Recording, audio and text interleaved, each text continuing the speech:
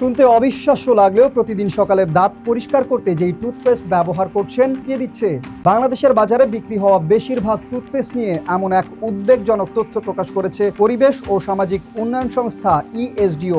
1 বছরের গবেষণায় বাজার থেকে সংগ্রহ করা 19টি ব্র্যান্ডের 34টি টুথপেস্ট পরীক্ষা করা হয়। এর মধ্যে 26টি নমুনায় অর্থাৎ প্রায় 76.5% টুথপেস্টে মিলেছে এই মাইক্রোপ্লাস্টিক। গবেষণাটি 2025 সালের জুলাই থেকে 2026 সালের জুন মাস পর্যন্ত পরিচালিত হয়। দেশের বিভিন্ন সুপার শপ, খুচরা দোকান ও পাইকারি বাজার থেকে নমুনা সংগ্রহ করে জাহাঙ্গীরনগর বিশ্ববিদ্যালয়ের এনভায়রনমেন্টাল হেলথ অ্যান্ড ইকোটক্সিকোলজি ল্যাবরেটরিতে পরীক্ষা করা হয়। একই সঙ্গে 2760 জন ভোক্তার উপরও জরিপ চালানো হয়েছে।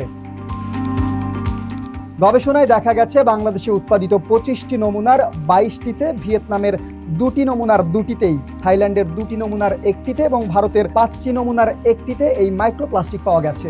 সবচেয়ে বেশি উদ্বেগ তৈরি করেছে শিশুদের টুথপেস্টের। পরীক্ষা করা 6টি শিশু টুথপেস্টের 4টিতেই শনাক্ত করা হয়েছে এই ক্ষুদ্র প্লাস্টিক কণা। এবার আসা যাক কোন টুথপেস্টের সবচেয়ে বেশি মাইক্রোপ্লাস্টিক পাওয়া গেছে।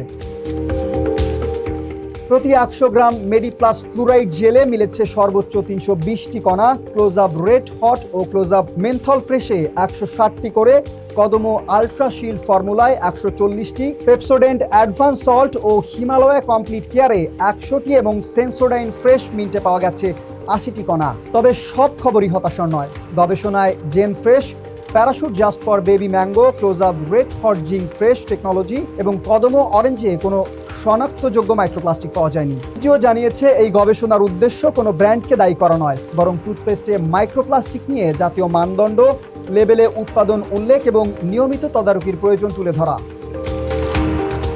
প্রতিদিন যেই টুথপেস্ট দিয়ে আমরা দাঁত পরিষ্কার করি সেটি কতটা নিরাপদ?